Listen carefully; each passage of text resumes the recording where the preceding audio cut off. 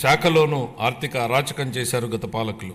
దీంతో ఆయా శాఖల్లోని లెక్కలను ఒక కొలిక్కి తీసుకురావడానికి చాలా శ్రమించాల్సి వచ్చింది. ఈ ఆర్థిక అరాచకమని మేం చెప్పడం కాదు, నీతి ఆయోగ్ తన నివేదికలో వెల్లడించింది. ఆంధ్రప్రదేశ్ రుణ సామర్థ్యాన్ని సున్నాకు చేరుకుందని, అంటే మన రాష్ట్రం ఇక అప్పు తీసుకునే వీలు లేని పరిస్థితి చేరుకుందని వెల్లడించింది.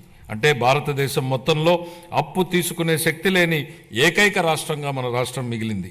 ఈ పరిస్థితులలో బడ్జెట్ను ఎలా రూపొందించాలి అని తలలు పట్టుకుంటున్న స్థితిలో ముఖ్యమంత్రి గారు చెప్పిన మాటలే మార్గదర్శకంగా నిలిచాయి. అధ్యక్ష, అణుదాడిలో విధ్వంసమైన హిరోషిమా నగరం లేచి నిలబడగా లేనిది ఆర్థిక విధ్వంసం జరిగిన ఆంధ్రప్రదేశ్ను తిరిగి నిలబెట్టలేమా అన్న మాటల స్ఫూర్తితో ఈ బడ్జెట్ రూపొందింది. అధ్యక్ష, గత ఏడాది మన రాష్ట్ర ప్రజలు ఎన్డీఏ కూటమిపై విశ్వాసం ఉంచి నవశకానికి నాంది పలికారు. రాష్ట్ర ప్రజలు ఈ అపూర్వమైన తీర్పుతో ఈ రాష్ట్రాన్ని సరైన మార్గంలో నడిపించి వారి ఆకాంక్షలను నెరవేర్చాల్సిన గురుతర బాధ్యతను మా ప్రభుత్వానికి అప్పగించారు. ఈ ఏకపక్ష తీర్పు బ్రాండ్ ఆంధ్ర పునర్నిర్మాణంలో మా నిబద్ధతకు పునరుత్తేజాన్నిచ్చింది. గత ప్రభుత్వం తమ 5 ఏళ్ల పాలనలో సామాన్యులు ప్రశాంతంగా బతకలేని భయానక మరియు అభద్రతా వాతావరణాన్ని సృష్టించింది. గత పాలకుల పాలనంతా నిర్లక్ష్యం, విధ్వంసం, భావితరాల భవిష్యత్ వినాశనంగా వర్ణించవచ్చు. ఈ విషయాన్ని మనమందరం నిరంతరం గుర్తుపెట్టుకోవాలి. రాష్ట్ర విభజన తర్వాత మన పౌరులు ఎంతో శ్రమ కోర్చి ముందడుగు వేశారు. రాష్ట్ర విభజన తర్వాత ఎన్ని ఇబ్బందులు ఎదురైనా 2014-19 మధ్య కాలంలో మన రాష్ట్రం మునుపెన్నడూ చూడని 2 అంకెల వృద్ధిని సాధించడమే కాక ప్రజల ఆకాంక్షలను నెరవేర్చింది. అయితే 2019లో వచ్చినటువంటి ప్రభుత్వం రాష్ట్ర పురోభివృద్ధికి అడ్డుకట్ట వేసింది. వారి చర్యలతో రాష్ట్ర అభివృద్ధి పురోగమన బాట నుండి తిరోగమన వైపు బాట పట్టింది. ప్రజాస్వామ్య వ్యవస్థలు దెబ్బతిన్నాయి. పరిశ్రమలను రాష్ట్రం నుంచి తరిమేశారు. యువత దిక్కుచోతని స్థితికి వెళ్ళింది. రాష్ట్ర ఆర్థిక వ్యవస్థ కుదేలయింది. ప్రజా సంక్షేమాన్ని మరిచి కక్ష సాధింపు రాజకీయాలు, ప్రతిపక్షాల నోళ్లు మూయించడంపైనే గత ప్రభుత్వం దృష్టి సారించింది.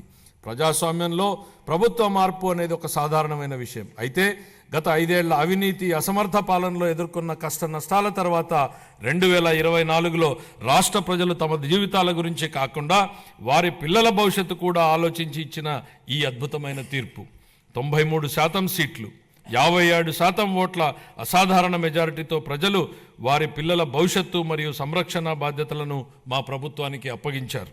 మా ప్రభుత్వం అధికారం చేపట్టిన తర్వాత మన రాష్ట్ర పరిస్థితులను సమీక్షించి లోతైన విశ్లేషణలు జరిపి శ్వేతపత్రాల ద్వారా గత ప్రభుత్వ దుష్పరిపాలనను బెట్టబయలు చేసింది. తద్వారా మన రాష్ట్రం దిశానిర్దేశనం లేకుండా అస్తవ్యస్తంగా ఉందని గుర్తించాం. మన రాష్ట్రంలోని సంస్థలన్నీ నాశనమయ్యాయి. ఆర్థిక వ్యవస్థ కుప్పకూలింది. అప్పులు భారీగా పెరిగాయి. మేం పాలనా పగ్గాలు చేపట్టే నాటికి మన రాష్ట్ర పరిస్థితి ఇది. అధ్యక్ష, ఇలాంటి సంక్లిష్ట పరిస్థితుల్లో మన రాష్ట్ర పునర్నిర్మాణం ఎన్నో సవాళ్లతో కూడుకునింది. దీనిని అధిగమించడానికి ఎంతో ధైర్యం, ఆశావహ దృక్పథం గల నాయకత్వం అవసరం.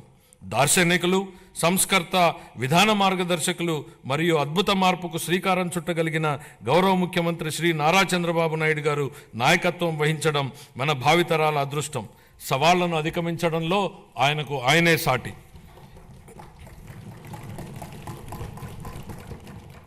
1995లో జీతాలు కూడా చెల్లించలేని దయనీయమైన పరిస్థితుల్లో మన రాష్ట్రం సతమతమవుతున్న సమయంలో గౌరవ ముఖ్యమంత్రి గారు తొలిసారిగా బాధ్యతలు చేపట్టారు. ప్రతి రంగంలోనూ అనేక సాహసోపేత నిర్ణయాలు మరియు సంస్కరణలు చేపట్టి నాటి ఆర్థిక పరిస్థితిని చక్కదిద్దారు. మన గౌరవ ముఖ్యమంత్రి గారు నేడు 2024లో 4వసారి ముఖ్యమంత్రిగా బాధ్యతలు చేపట్టినప్పుడు కూడా అలాంటి పరిస్థితే పునరావృతమైంది. గత పాలకులు జీతాలు కూడా సకాలంలో చెల్లించలేని స్థాయికి రాష్ట్ర ఆర్థిక పరిస్థితిని దిగజార్చారు. రాష్ట్రంలో అన్ని అభివృద్ధి కార్యకలాపాలు నిలిచిపోవడంతో రాష్ట్ర ఆర్థిక వ్యవస్థ కుప్పకూలింది. ఇలాంటి పరిస్థితుల్లో బడ్జెట్ ప్రవేశపెట్టడం క్లిష్టతరమైంది. కౌటిల్యుడు అర్థశాస్త్రంలో చెప్పినట్టు సామాన్యుల సంతోషమే రాజు సంతోషం, వారి సంక్షేమమే ఆయన సంక్షేమం. రాజు తన వ్యక్తిగత ప్రయోజనాలు, సంక్షేమం గురించి ఎన్నడూ ఆలోచించకూడదు. ప్రజల ఆనందంలోనే తన ఆనందాన్ని పొందడానికి ఎల్లప్పుడూ ప్రయత్నించాలి.